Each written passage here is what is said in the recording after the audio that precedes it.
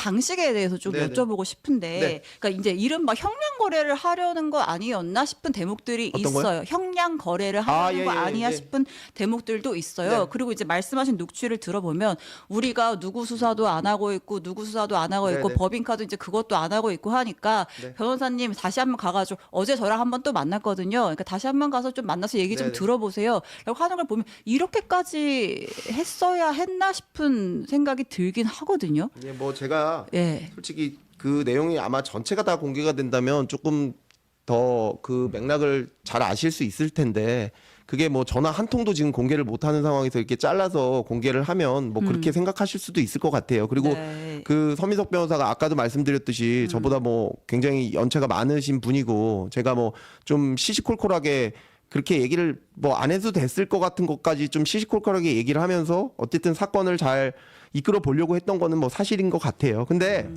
그렇습니다. 자백을 하면 선처를 한다. 이거는 그냥 우리 법의 원칙인 거지 그게 형량 거래 아닙니다. 그리고 형량 거래라는 것은 검사가 플리바게닝이라는 것은요. 검사가 거래를 했을 경우에 그게 최종적으로 결론이 납니다. 마치 확정 판결처럼.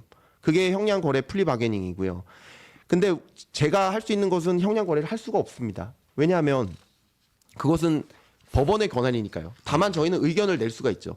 한덕수 총리에 관한 사건도 보면 검찰이 의견을 냈지만 법원이 알아서 뭐 7년이나 이상 형량을 선정하지 않습니까? 근데 저는 약간 거기에 대해서는 좀 동의하기가 어려운 게 물론 이제 실제로 형량을 아니요, 제가 때리는 그럼 거는 말씀을 마무리할게요. 재판부인데 네. 예. 근데 그러면 저희가 그거에 맞는 형량 부분을 네. 해야 되고 네. 그다음에 그거에 맞는 의유를 해야 됩니다. 예. 그게 맞는 의유를 그러니까 결국에는 저희가 무슨 뭔가를 그렇게 조율을 했다고 하더라도 그것은 전부 다 재판부에서 검사를 받아서 그게 통과가 돼야 효과가 나는 겁니다. 네. 그거를 누구보다도 잘 알고 있는 게 20년 이상 재판을 한 서민석 변호사예요. 네. 그렇기 때문에 지금 거기서 형량 거래를 아무리 한들 네. 이게 어차피 먹히지 않는 거라는 거 당연히 아니 뭐 만약에 이 사건을 그냥 뭐 없앤다든지 이렇게 하는 거는 당연히 문제가 있겠죠. 네. 그렇지만 그 내부적으로 자백을 했을 때 선처를 하는데 그러면 우리가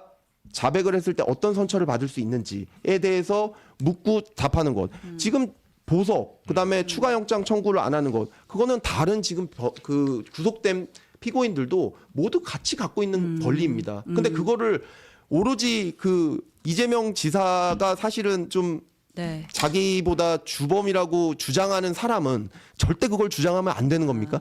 오히려 지금 상황에서는 네. 지금 그 녹취는 6월 달 녹취는요. 오히려 이화영 서민석 쪽은 이재명 지사가 다 했고 우리는 빼달라 이런 예, 입장이었고요. 저는 예. 오히려 지금 증거상으로는 둘이 같이 한 입장이다. 오히려 이재명 대통령을 좀 옹호하는 입장이었다는 게 그러면 또 저희가 그렇게 엮으려고 했던 게 아니라는 게 오히려 밝혀지는 거 아닙니까? 그러니까 오히려 저희가 진짜 엮으려고 했으면 그래 그럼 종범으로 나가. 그리고 우리는 진짜 주범으로 해줄게 이렇게 했어야지. 제가 아니 지금 증거상 이게 전혀 안 되고 만약에 근데 그게 맞을 확률도 있지 않습니까? 진짜로 왜냐면은 그게 최고 권력자랑 그게 아닌 사람의 얘기니까요. 근데 이 사람이 다 했다고 했을 때는 그 가능성은 열어둬야죠. 네. 열어두면서 수집을 하면서 동시에 그게 법에 맞게 되어야죠. 제가 말씀드리는 것은 자백을 했을 경우에 선처한다. 그리고 제가 해야 될 일은 실체 진실을 밝히기 위해서 증거를 수집한다. 이 대원칙과 적법한 범위 내에서 어긋나는 것은 전혀 없었습니다. 네. 저는 자백하면 단순히 네. 자백하면 선처한다 이런 원론적인 얘기가 아니라 그러니까 이제 실제로 그러니까 검찰은 구형을 하지만 땅땅땅 때리는 건 재판부야. 네. 우리가 뭐 플리바게니 할래야 할 수가 없어라고 네. 하지만 검찰이 가진 권한은 어떠한 혐의로 기소를 하느냐인 거잖아요. 어떠한 특가법상 뇌물죄로 할지 뭐로 할지 방조죄로 할지 거기에 따라서 구형량이 정해지는 것이고 네. 그 범위 안에서 재판부가 이 형량을 때리는 건데 그게 그러니까 이 내용을 보면 단순히 같은 혐의를 적용할 건데 자백하면 선처해줄 게가 아니라 너를 방조범으로 볼 수는 없지만 종범과 주범 관계로 봤을 때 너의 혐의가 이만큼 줄 수 있고 지금 이렇게 가면 10년부터 시작하는 거 아니에요? 이런 대목들이 있잖아요.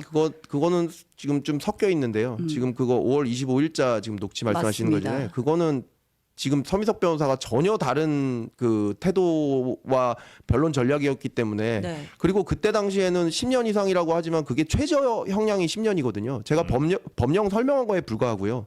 아니 제가 그걸 만약에 좀 이렇게 위협을 하려고 그랬으면 네. 법정 최저한을 얘기하면서 위협을 하지는 않았을 거 아니겠습니까?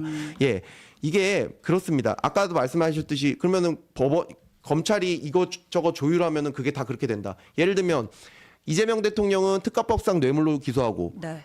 이화영은 특가법상 뇌물을 빼면 그러면 이재명 대통령의 그 혐의가 제대로 되겠습니까? 예, 똑같은 액수의 혐의로 기소를 하는데 이 사람은 빼고 이 사람은 넣는다? 그거 불가능합니다. 그러니까 그거는 어떤 유기적인 절차상 이게 네. 전혀 안 되는 것을 물론 그 일반인들의 관점에서는 네. 검찰이 마음대로 할 수 있는 거 아니야? 이렇게 생각할 수 있지만 네. 그게 안 된다는 건 너무나 잘 알 수 있고 그다음에 네. 한 가지 정말 고려해 주셨으면 좋겠는 것은 이거는 제가 무슨 뭐 피의자나 그 일반인과 어린아이랑 대화하는 게 아닙니다.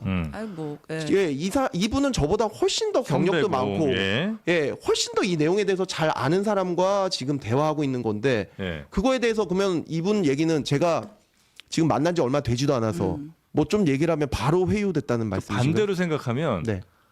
이분이 그냥 정말 그냥 피의자 법률 지식이 없는 분이라면 또 다를 텐데 설명일 수 있는데 이분은 어쩌면 검사님보다 더 경험도 많고 심지어 부장판사까지 하신 분 아니에요.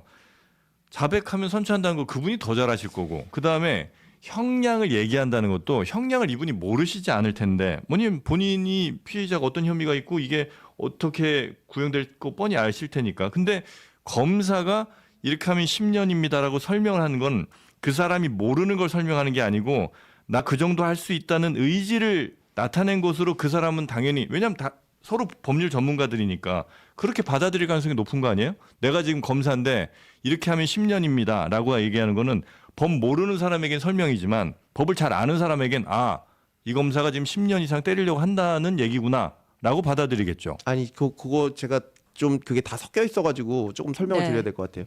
그 서미석 변호사는 완전히 태도가 극과 극으로 변합니다. 변론 전략이. 그거 조금만 설명을 드릴게요. 지금 맨 처음에 공개됐던 녹취는 6월 19일자 녹취였고요. 그다음에 전용기 의원이 공개했던 녹취는 5월 25일자 녹취였죠. 근데 5월 25일자 녹취를 보면 서미석 변호사의 변론 전략은 어떤 거였냐면 일단 무조건 이화영이 다 갖고 간다. 그리고 절대 이재명 배신하지 않는다. 그리고 나중에 우린 사면 받는다. 이게 전략이었습니다. 그때 당시의 전략은 그랬고 제가 그래서 아니 그게 말이 되냐. 도대체 대통령이 될지 뭐가 될지도 모르는데 사면을 바라고 그 피의자가 자백하려는 걸 막고 그렇게 하는 게 그게 변론권 내에 있는 말이냐. 사실 그 내용이 내포가 된 거고 거기서 이렇게 되면 10년 이상 될 수밖에 없다는 것은 최저 형량이 법률상 최저 형량이 10년 이상이라고 적혀 있어요. 그러니까 제가 말하는 건 10년 이상 이런 얘기를 하는 것은 아니 법률상 변론을 하셔야지. 거의 주술에 가깝게 이재명 대통령 그 정치적으로 해결하려고 사면될 거야. 이재명 대통령이 대통령이 되면 네가 지금 이재명 지사를 배신 안 하면 나중에 대통령 됐을 때 사면 받을 수 있지 않겠냐. 그러니까 네. 절대 자백하지 마. 자백하면 죽어 너. 이렇게 얘기하는데 지금 이화영 씨는 설주한 변호사 얘기를 들었는지 자백해야겠거든요. 자기가 보니까 자백 안 하면 죽을 것 같은데 이 사람이 계속 자백하지 말라고 하니까 서미석 변호사 불러달라는 거 아닙니까? 그러니까 제가 그런 상황에서는 지금 저런 변론을 하는 걸 검사가 보고 있어야 됩니까? 지금 그리고 제가 만약에 허위 자백을 얘기했다면 서미석 변호사 이렇게 반응이 나오겠죠. 그건 무고입니다. 이재명 지사에 대한 무고입니다. 왜 그런 얘기를 하십니까? 이렇게 얘기했겠죠. 6월 25일이 첫 통화라면서요. 그럼 제가 첫 통화 때 이미 그 허위를 얘기를 하는데 거기서 반응이 이건 배신입니다. 그리고 사면 받을 수 있지 않겠습니까? 이렇게 얘기를 하는 것은 지금 이화영 씨 그다음에 서민석 씨는 모두 이재명 지사가 같은 공범이라는 건 알고 있는 거잖아요. 이화영 지사가 서민석 변호사한테 사실은 이재명 지사가 다 알고 있습니다라고 얘기한 상황에서 그러면 어떻게 할 거냐? 그러면 다 안고 가고 사면을 노려보자. 이렇게 나오는 거죠. 지금 그 상황을 제가 보고 있어야 됩니까? 그거는 안 되죠. 서민석 변호사는 사실 이제 변호인으로서 의뢰인의 이익을 위해서 굉장히 다양한 스펙트럼의 일을 혹은 말을 할 수 있을 네. 거라고 생각을 저도 해요. 네. 그래서 서민석 변호사의 말을 뭐 100% 저는 신뢰하지는 않는데 그리고 그 당시의 상황에 대해서도 다만 이제 검사님까지 그럴 수 있는 건 아니잖아요. 아니 네. 근데 저는 그렇게 얘기를 해야죠. 그렇게 사실관계를 완전히 왜곡하는 변론을 하고 그 내용을 그러니까 생각해 보세요. 만약에 그렇게 하면 법정에서 변호인의 태도 그다음에 피의자의 이런 잘못된 뭐 왔다 갔다 한 진술 이런 것들이 어필이 돼서 판사님이 아 얘네들은 죄질이 되게 안 좋네라고 판단한다든지 아니면 야 이 부지사가 이렇게 하고 있으면 당연히 뭐 여러 사건들과 비교해 볼 때 당연히 지사도 이거 문제가 있지라고 판단을 당연히 하시겠죠. 아니죠. 그렇게 되면은 지금 서민석 변호사 말대로 하면은 이화영만 기소하고 이재명은 빼줘야 된다는 얘기인데 그럼 그렇게 해주는데 어떻게 판사님 판단하시죠?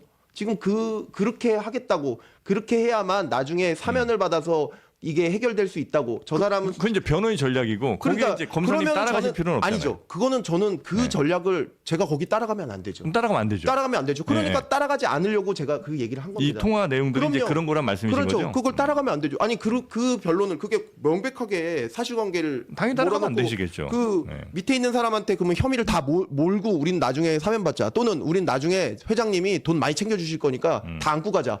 그거를 변호 전략으로 하는 거를 저 앞에서 얘기를 했는데 그럼 사실상 회장이 그 혐의에 연루됐다는 걸 얘기한 거나 마찬가지인데 제가 거기에 따라가서 그러면 아이고 회장님은 뭐 증거 없으니까 다 가시고 그렇게 하면 안 되죠. 그걸 제가 하지 말라고 얘기하는 거지 그러니까 않습니까? 정프로의 얘기는 그런 것 같아요. 만약에 그러니까 수사팀에서 봤을 때 사실관계와 다른 변론 전략을 편다고 하면 그조차도 이제 수사 기록으로 뭐 괘씸죄까지 더해서 할 수 있는 것이고 아까 말씀하셨다시피 지금 이 사건의 핵심은 공모잖아요. 공모. 네. 이화영 건은 이미 끝난 것이고 대납했다라고 본 것이고 재판부가 공모 관계에서 앞에 다른 증거들이 충분히 있었다고 하셨잖아요.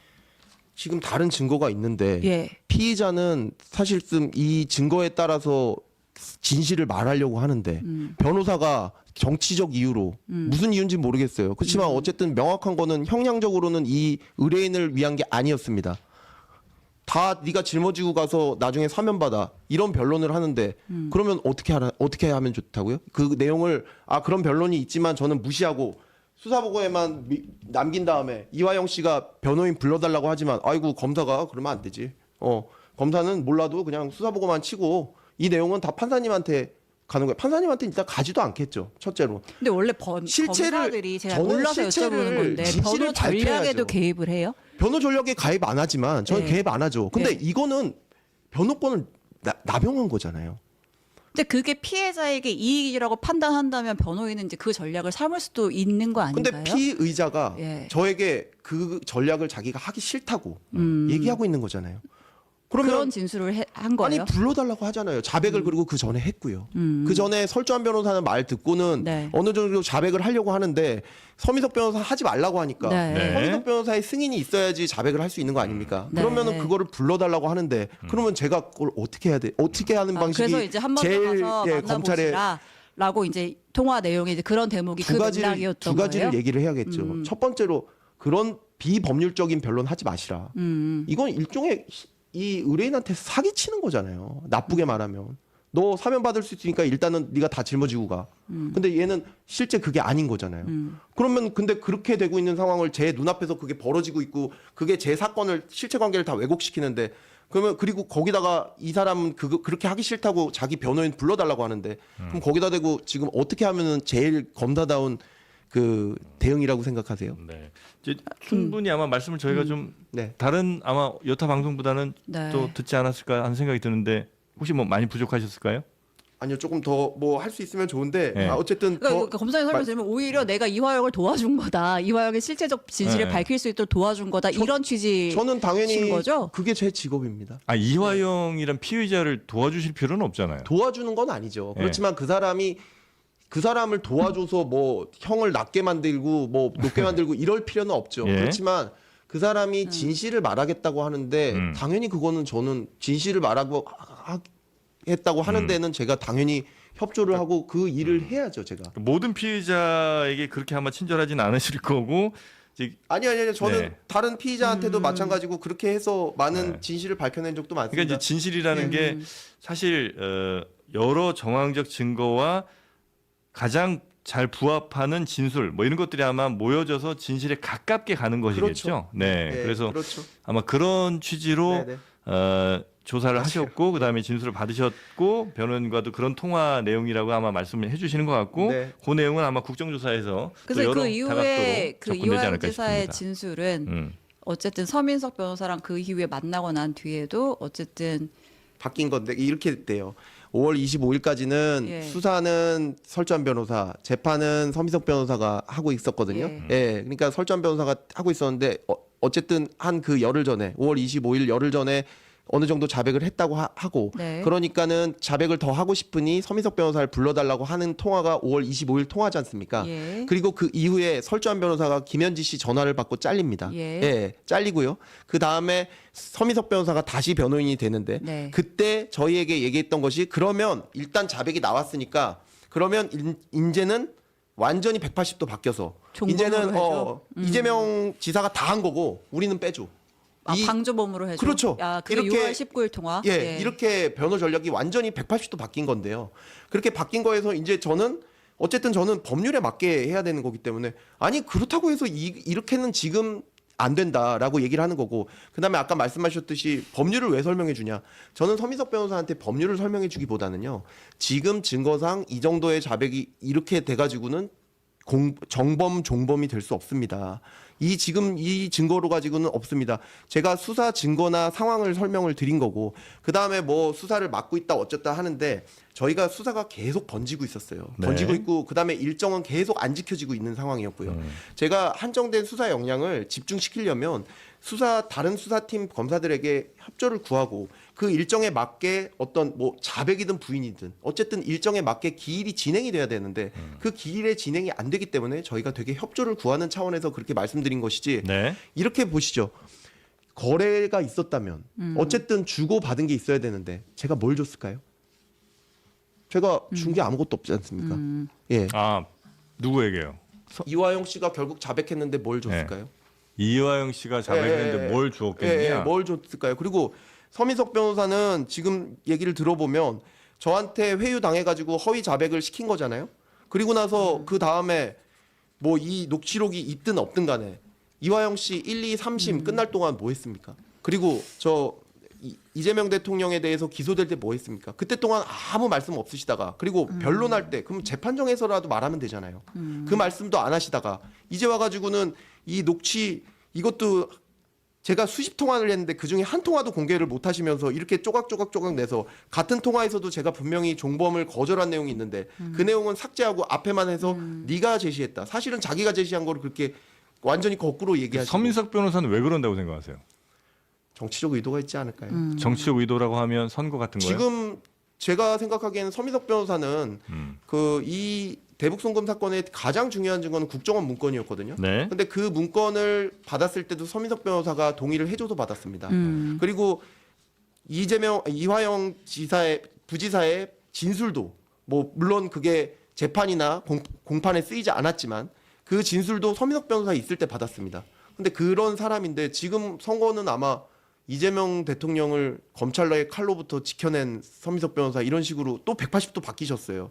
그러니까 이거는 제가 생각하기에는 제가 겪은 경험에 비춰 봐서는 어떤 의도가 있지 않으면 그렇게 거짓말을 할 이유가 있겠습니까? 아니 제가 아까 제가 뭘 줬을까요에 대해서 답변을 이제 못 해가지고 그러니까 검사가 뭘 줄 수는 없지만 주지 않을 수는 있죠. 예를 들어서 지금 이화영 지사 같은 경우에는 당시 200번 넘게 불려가서 조사 받았다는 것이고 아들이랑 부인도 다 불려가서 주변인들까지 어떻게 보면 관련된 수사를 받았던 거잖아요. 이제 그게 굉장히 이제 피의자에게는 상당한 압박이 될 수 있었을 텐데 200번 불려갔다는 것만 집중하시는데 보면 김성태 회장에 대해서는 200번 뭐 몇 번을 불려갔는지 모르겠는데 만약에 200번 불려갔다고 하면 정치권에서 뭐라고 하시는 줄 아세요? 그만큼 특혜를 줬다. 검사실에 불러가지고 특혜를 줬다. 이화영 씨에 대해서는 부르면은 아이고 그렇게 많이 부르면은 그거는 엄청난 압박이다. 이화영 씨 150번 이상 거의 200번 이상 변호인 접견했습니다. 그리고 여기 오면 거의 변호인 접견을 2시간 이상 한 적도 너무너무 많아요. 그렇게 하고 다시 돌아가는 경우도 많습니다. 만약에 어떤 사람을 허위로 그렇게 진술을 시켜가지고 그걸 2년 넘게 재판을 저희가 2년 넘게 했습니다. 그리고 그 거기에 나온 사람만 130명이 증인이 네. 130명이 되고요. 저희가 조사한 사람만 500명이 넘습니다. 근데 그 상황에서 그거를 그러면 130명, 그다음에 500명, 그다음에 그 진술을 2년간 유지시키고 그리고 그때 동안 지금 나와셨던 모든 변호인들이 그 재판에 다 참여하셨었어요. 그리고 거기서 지금 주장하시던 거 단 한 번도 주장 안 했습니다. 그거를 저희가 어떻게 제 스스로 제가 뭐 신입니까? 아니 근데 그 200번 정도 불러서 네. 뭐 주로 이제 조사하시는 거예요? 아니면 뭐예요? 뭐 같이 식사하시지는 않을 것 같고. 아니 그 이게 네. 엄청나게 큰 사건이에요. 그러니까 지금 제가 말씀드렸듯이 500명 이상 조사를 예, 해야 예, 된다는 예. 건데 네. 200번 조사한 게 다 그 사건만 이 대북 송금 사건만 했던 건 아니고요. 이화영 씨는 다른 비리가 굉장히 많았습니다. 네. 예, 법인 카드만 해도 엄청나게 비리가 많았고 대다수의 경우에 진술을 증거가 나와도 일단 부인하는 그럼 일단 상황이었어요. 진술 조서 쓰잖아요. 이거 불러서 진술 네. 조서 쓰고 하는 거 아니에요? 진술서를 쓸 때도 있고 네. 아예 진술을 안 하고 가는 경우도 너무너무 많아요. 아 불러서 예. 물어보는데. 예, 아무것도 안 하는 경우가 너무너무 많았어요. 아. 그래서 이제 부른 횟수랑 조서의 횟수가 일치하지 않을 수 않죠. 있다? 예, 그리고 본인도 얘기해요. 이거는 조서에 쓰지 말아 주십시오. 왜냐하면 자기 말이 바뀔지 모르니까. 이 사람이 부인하는 거를 조서에 쓰면 계속 부인하는 게 증거로 제출되는데 그러면 본인이 그 선처를 받는데 불리하다고 생각하니까 이 부분은 조서로 쓰지 말라고 얘기를 해준 거를 제가 수사과정 확인서만 두고 사실 오늘 별로 큰 진술도 없기 때문에 수사과정 확인서만 받고 그리고 그 조서에는 따로 적시하지 않은 것은 뭐 법적 절차에 있어서나 우리 네. 수사 절차에 있어서 어긋난 게 아닙니다. 알겠습니다. 불러서 한 거는 다 기록은 있으시죠? 전부 있습니다. 예. 네. 녹취도 해요? 녹취는 안 합니다. 녹취는 안 녹취를 만약에 하려면 녹취와 영상 녹화를 하려면 그 피의자한테 동의를 받아야 되는데 이화영 네. 부지사 한 번도 동의한 적이 없습니다. 네. 혹시 서민석 변호사와의 통화 녹취 안 하신 거 지금 약간 후회하시나요? 아니 통화 안 합니다. 제가 어떻게 그런 짓을 해요? 향후에도 그런 일은 없을 겁니다.